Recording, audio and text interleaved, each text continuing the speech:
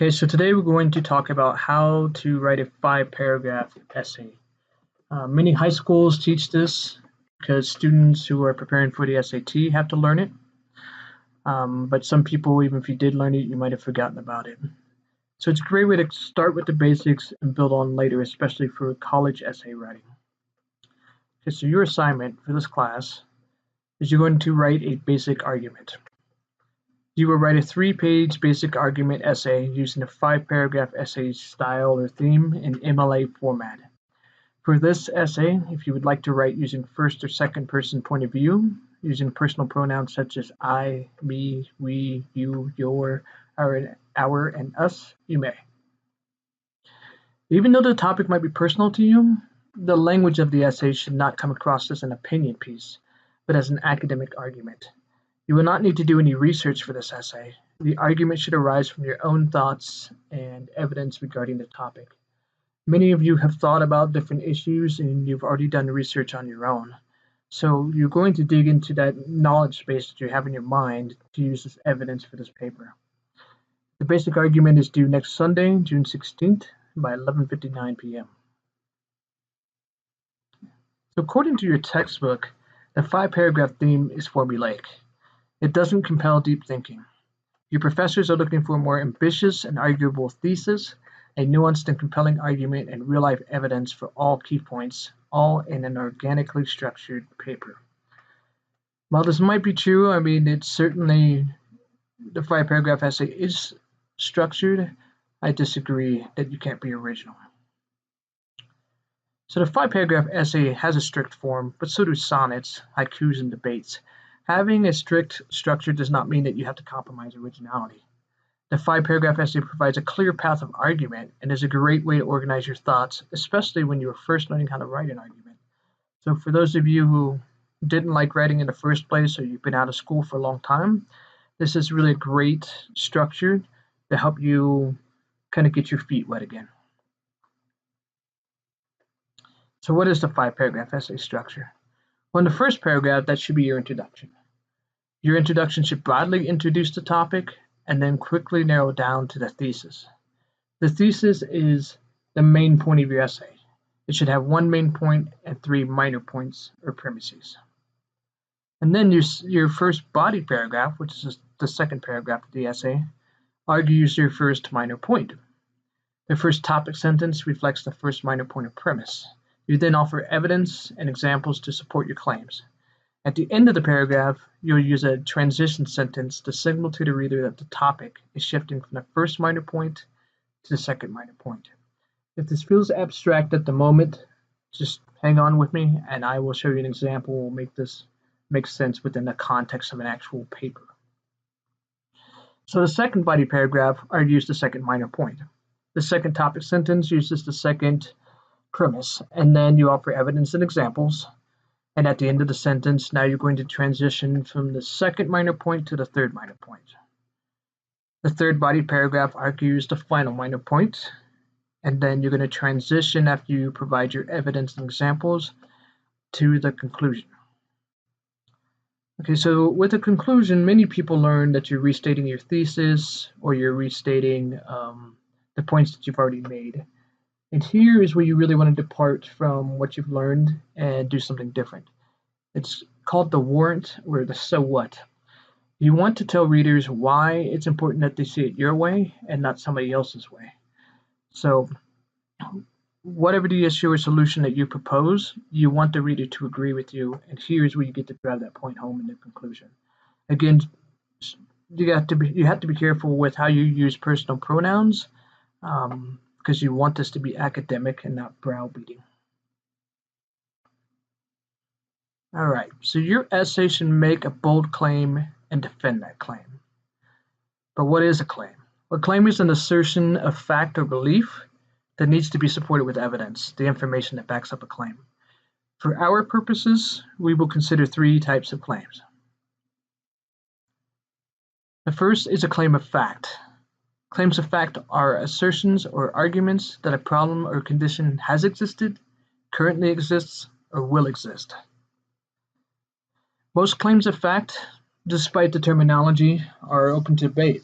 A claim of fact only claims to be a fact in They may be based on factual information, but most claims of fact actually present an author's interpretation of the evidence. So as an example, let's think about the antidepressant drug Prozac. Prozac is I believe, still the best-selling antidepressant across the world. And there's plenty of research that shows it's the most effective. And yet there's also research that claims that it is a little more effective than a placebo, which is a sugar pill. So that conflicting information and conflicting data makes this topic open to debate on whether or not Prozac is the best or most effective antidepressant. Claim of value. So a claim of value expresses an evaluation of a problem or condition that has existed, currently exists, or will exist. A claim of value can also be something that you think is valuable and important, and that other people should value as well. So for some people, that might be their spirituality. It could even be something as simple as a movie. A claim of value presents a judgment, which is sometimes signaled by a value-laden word like ugly, immoral, or beautiful, but may be conveyed more subtly by a writer's tone or attitude. So for example, online I have a sample paper of why V for Vendetta is a valuable movie and everybody should watch it. Many people think of V for Vendetta as simply an action movie, and yet it's a brilliant satire on the Bush administration post 9/11. And that's why I think it's valuable and everybody should watch it. So you could write something to that degree. I had another student who wrote about why video games are works of art and that we should evaluate them as works of art and not simply as distractions. A claim of policy. A claim of policy is an argument for what should be the case, or that a condition should, should exist. It is essentially a call for change or a call to action. So claims of policy are often signaled by words like should and must. So for example, for me, policy that I have in my class as a teacher is that I think students should be able to rewrite papers for a higher grade when they turn them in on time. The reason why is because it's really difficult to learn something and then be amazing at it the first time that somebody writes a paper. So in order for students to truly master what I want them to learn, they can only do so by having the opportunity to rewrite their essays. And I believe that all developmental English classes and mainstream composition classes should hold that policy. I have a sample paper online that also makes this argument. So here are some example claims of fact, value, and policy. So claim of fact. Women are paid only 77 cents for every dollar a man earns in America today due to institutionalized sexism. So let's think about what is the debatable claim within this. It should be a fact that 77 cents to the dollar, and I'm not sure how updated this is, but that should be a fact. What's debatable is whether or not this is caused by institutionalized sexism. Okay, so that's the debatable claim here. Claim of value. Institutionalized sexism not only contributes to their paychecks being approximately 25% smaller than a man's who does a similar job, but also harms the self-esteem of women all across the country. So again, if we accept that the first premise here is true that women make less, the debatable part of this for a claim of value is that it harms women's self-esteem. I'm not sure how many women's self-esteem is actually tied to what they make. Claim of policy. Congress should pass the Equal Rights Amendment in order to ensure that the equal treatment of women in the eyes of the law becomes a constitutional right. Okay, so the Equal Rights Amendment has been kicked around for a really long time, and the language of it is really ambiguous, and not all people are granted equal rights. So it's a good argument. So again, we'll do some more example claims of fact, value, and policy.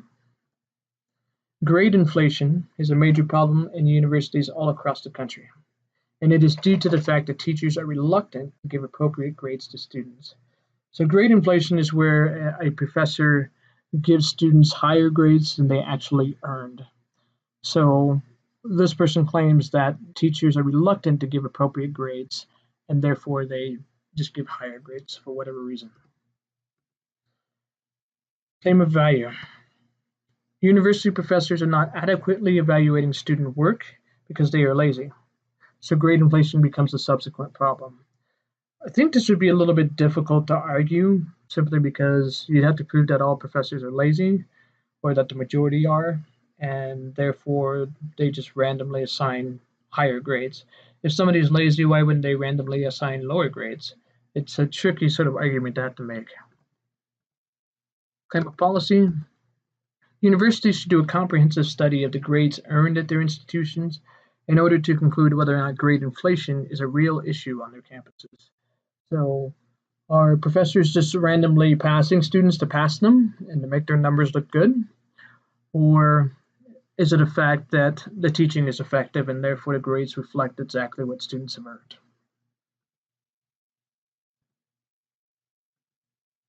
So what can you write about for your basic argument, or what should you write about? I really think you should write about something that interests you. If it interests you, it's going to interest me. And if you're excited about it, if you're really looking forward to writing the paper, then it won't be painful to do. I think often in high school or in work, people have to write about things that maybe don't interest you. So really dig deep and figure out what excites you. I've had students write about video games. Like I said, the one student wrote about how video games are a work of art. Another student wrote about how in Halo 3 that the genre went from role play game to first person shooter in Halo 4 and it ruined the genre, which was a really great argument. He was really excited and interested in it, so it was a fun paper to read. I had another student write about how society, we should get rid of all warning labels to let natural selection take over and get rid of stupid people who use products inappropriately in ways that defy common sense. And so all the companies have to specify every way their product cannot be or should not be used in order to safeguard themselves from lawsuits. And so to him, he felt that that was ridiculous and a terrible burden on companies, and therefore he wrote sort of a satirical essay that argued for natural selection. Another way you can do this is you can write about a problem you're trying to solve in your life, such as eliminating debt, maintaining a work-life school balance, managing stress, or building healthier relationships with the people in your life. I had a student who, in her partnership, they were in debt and they didn't like being in debt, so they were having a hard time communicating about money because money is one of the biggest stressors in all relationships. And so I talked to her about looking at things on YouTube and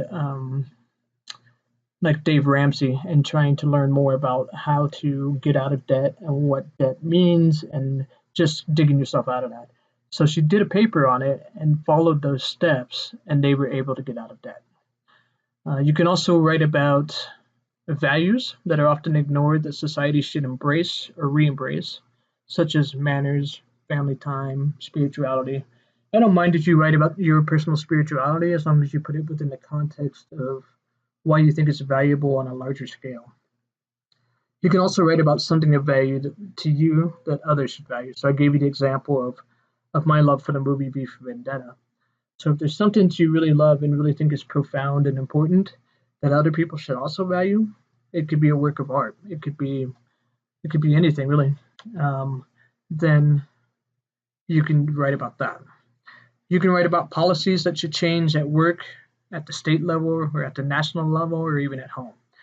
If we get into laws and such, try not to get into or don't get into any of the mainstream topics. And I'll tell you more about the taboo topics here in a minute.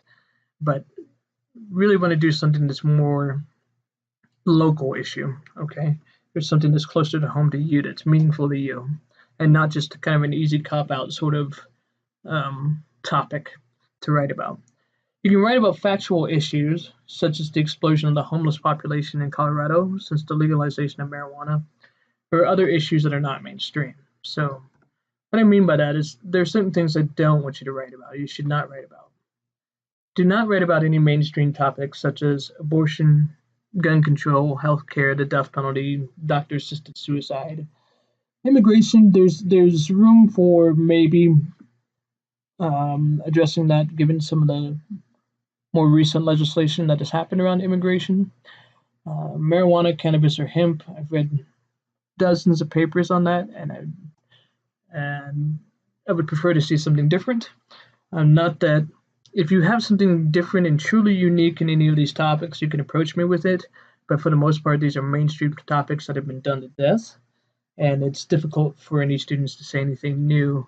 And so it's not going to be a very exciting paper or compelling in that it's just going to rehash what other people have already said, or it's going to have massive gaps from not having all the research that has already been done. So this is just a handful of those topics. If you research mainstream topics to debate about or argue about, none of those. Don't write about any of that. Write about something that's interesting and unique for you. Okay. So now that we've gone over what this assignment is going to look like for you, the next video I'm going to show you an example of a policy argument, and you'll break it down into its components. You'll look at the thesis statement and the major premise and the three minor premises, and then we'll divide it up into the actual paper. So thanks for watching, and check me out in the next video on pulling the sample apart.